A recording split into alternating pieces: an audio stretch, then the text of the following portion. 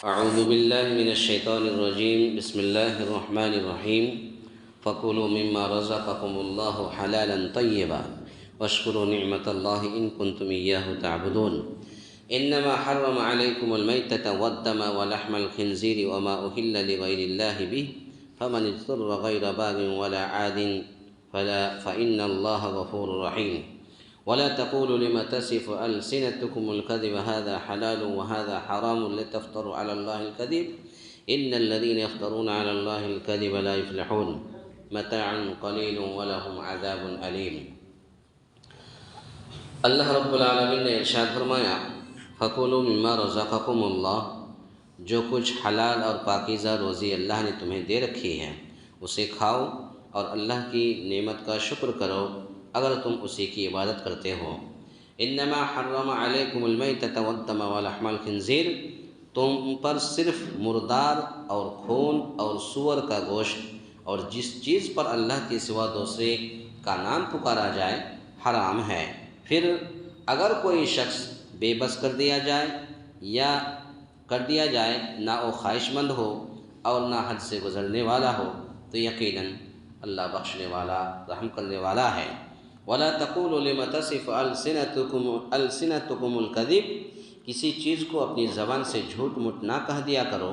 کہ یہ حلال ہے اور یہ حرام ہے کہ اللہ پر جھوٹ بہتان باندھ لو۔ سمجھ لو کہ اللہ تعالیٰ پر بہتان بازی کرنے والے کامیابی سے محروم ہی رہتے ہیں۔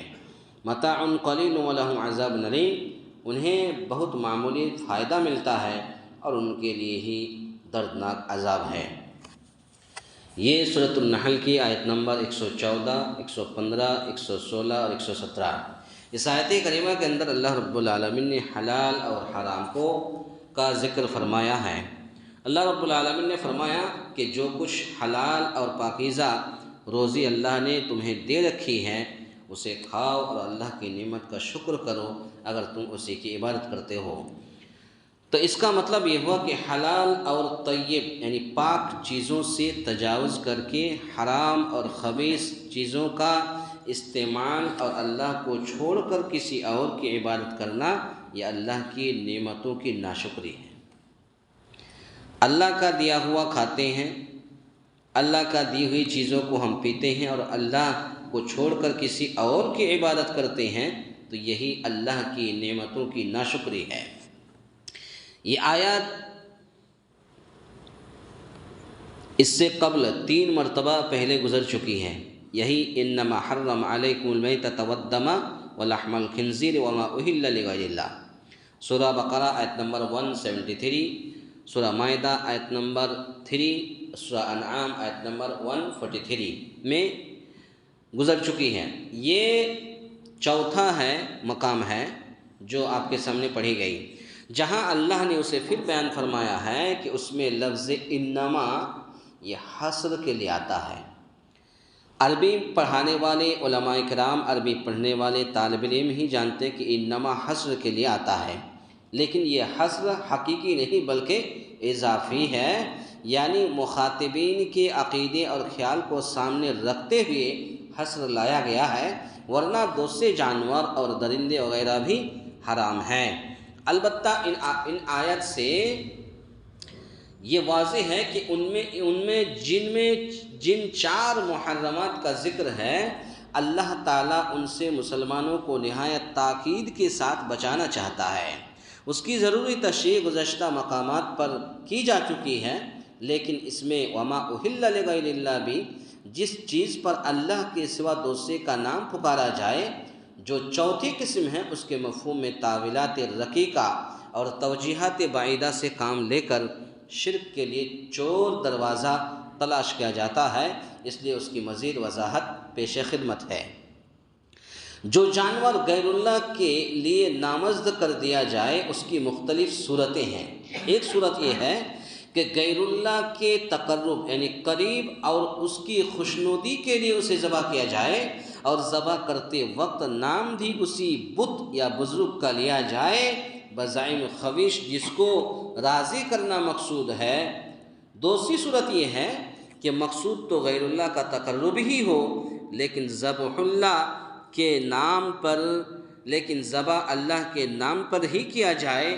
جس طرح کے قبر پرستوں میں یہ سلسلہ عام ہے کہ کچھ لوگ جا کر کے قبروں پر اور قبرستانوں پر جا کر کے جانور ذبح کرتے ہیں، اور ابھی کل پرسوں ہمارے سامنے سے کل ہی شب برات گزر چکی ہے، تو جس میں لوگ کہتے ہیں کہ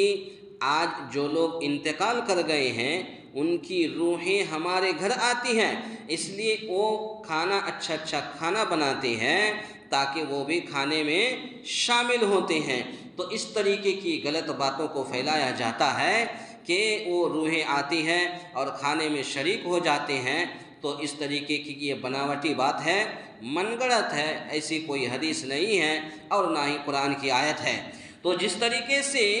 جس طرح کے قبر پرستوں میں یہ سلسلہ عام ہے، وہ جانوروں کو بزرگوں کے لیے نامزد تو کرتے ہیں، مثلا یہ بکرا فلاں پیر کا ہے، یہ بکرا فلاں پیر کی ہے، اور یہ جانور 11ویں شریف کی ہے، یہ جانور 12ویں شریف کی ہے، اور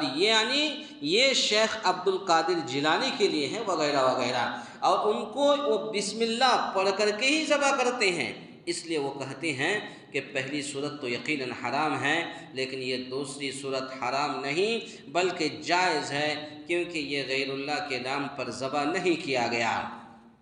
اور یوں شرک کا راستہ کھول دیا گیا۔ حالانکہ فقہا نے اس دوسری صورت کو بھی حرام قرار دیا ہے، اس لیے کہ یہ بھی وما اہل لغیر اللہ بہ میں داخل ہے۔ چنانچہ حاشیہ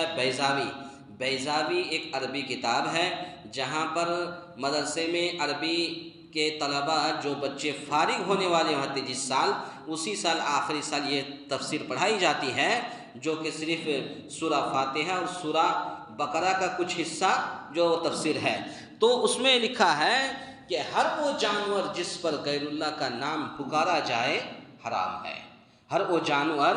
جس پر غیر اللہ کا نام پکارا جائے حرام ہے، اگرچہ ذبح کے وقت اس پر اللہ ہی کا نام لیا جائے، اس لیے کہ علماء کا اتفاق ہے کہ کوئی مسلمان اگر غیر اللہ کا تقرب حاصل کرنے کی غرض سے جانور ذبح کرے گا تو وہ مرتد ہو جائے گا، اور اس کا ذبیحہ مرتد کا ذبیحہ ہوگا۔ اور فقہ حنفی کی مشہور کتاب در مختار میں ہے کہ کسی حاکم اور کسی طرح کسی بڑے کی آمد پر حسن خلق یا شرعی ضیافت کی نیت سے نہیں بلکہ اس کی رضامندی اور اس کی تعظیم کے طور پر جانور ذبح کیا جائے تو وہ بھی حرام ہوگا۔ کیا مطلب؟ در مختار یہ میری کتاب نہیں، یہ حنفی کی کتاب میں لکھا ہے کہ کسی حاکم یا کسی بڑے آدمی کی آمد پر اس کو ضیافت کی نیت سے بلکہ اس کو رضامندی کی اور اس کی تعظیم کے طور پر، اس مہمان کی تعظیم کے طور پر جانور ذبح کیا جائے تو وہ جانور بھی حرام ہوگا، اس لیے کہ وما اہل لغیر اللہ میں داخل ہے، اگرچہ اس پر اللہ ہی کا نام لیا گیا ہو۔ اور علامہ شامی نے اس کی تائید کی ہے، کتاب الذبائح طبع قدیم 1277 ہجری صفحہ، اور پھر صفحہ نمبر 277 فتاوی شامی جلد نمبر 5 صفحہ نمبر 203 کے اندر یہ ساری باتیں موجود ہیں کہ اگر کسی کی تعظیم کے لیے بھی اگر اس کے سامنے جانور ذبح کیا جائے تو وہ جانور بھی حرام ہے۔ بعض فقہا اس دوسری صورت کو ما اہل لغیر اللہ کا مدلول اور اس میں داخل نہیں سمجھتے، اور اشتراک علت تقرب لغیر اللہ کی وجہ سے اسے حرام سمجھتے ہیں، گویا کہ حرمت میں کوئی اختلاف نہیں ہے، صرف استدلال و احتجاج کے طریقے میں اختلاف ہے۔ اس کے علاوہ یہ دوسری صورت وما ذبح علی النصب جو بتوں کے پاس یا تھانوں پر ذبح کیے جائیں میں بھی داخل ہے، جسے سورۃ المائدہ میں محرمات کا میں ذکر کیا گیا ہے۔ اور احادیث سے بھی معلوم ہوتا ہے کہ آستانوں اور درباروں، مزاروں اور تھانوں پر ذبح کیے گئے جانور بھی حرام ہے۔ کچھ لوگ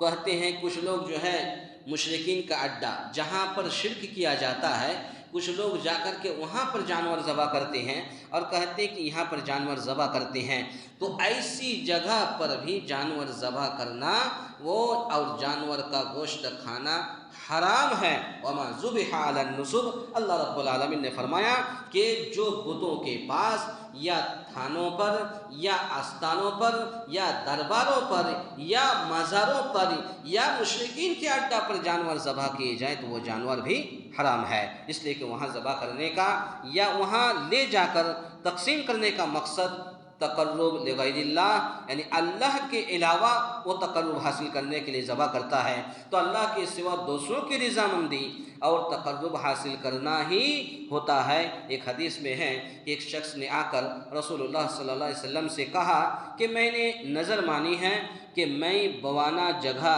میں اونٹ ذبح کروں گا۔ آپ صلی اللہ علیہ وسلم نے پوچھا کہ کیا وہاں زمانہ جاہلیت کے بتوں میں سے کوئی بت تھا جس کی پرستش اور جس کی پوجا پاٹ کی جاتی تھی؟ لوگوں نے بتلایا نہیں۔ پھر آپ صلی اللہ علیہ وسلم نے پوچھا وہاں ان کی عیدوں میں سے کوئی عید تو نہیں منائی جاتی تھی؟ لوگوں نے اس کی بھی نفی کی، تو آپ صلی اللہ علیہ وسلم نے سائل کو نظر پوری کرنے کا حکم دیا۔ یہ حدیث ابو داؤد کی حدیث ہے۔ اور اس کے بعد تو اس سے معلوم ہوا کہ بتوں کے ہٹائے جانے کے بعد بھی غیر آباد آستانوں پر جا کر جانور ذبح کرنا جائز نہیں ہے، چہ جائے کہ ان آستانوں اور درباروں پر جا کر ذبح کیے جائیں جو پرستش اور نظر و نیاز کے لیے مرجع عوام ہیں، اعاذنا اللہ منہ۔ تو پتہ یہ چلا کہ اگر مان لیجئے کہ کہیں سے بتوں کو ہٹا دیا گیا، اس کو صاف کر دیا گیا، تب بھی وہاں پر جانور ذبح کرنا صحیح نہیں ہے، جانور ذبح کرنا، جانور کا گوشت کھانا حرام ہے۔ اس کے بعد پھر اللہ رب العالمین نے فرمایا کہ وَلَا تَقُولُوا لِمَا تَصِفُ أَلْسِنَتُكُمُ الْكَذِبَ هَذَا حَلَالٌ وَهَذَا حَرَامٌ، کسی چیز کو اپنی زبان سے جھوٹ موٹ نہ کہہ دیا کرو کہ یہ حلال ہے اور یہ حرام ہے، اللہ پر جھوٹ بہتان باندھ دو،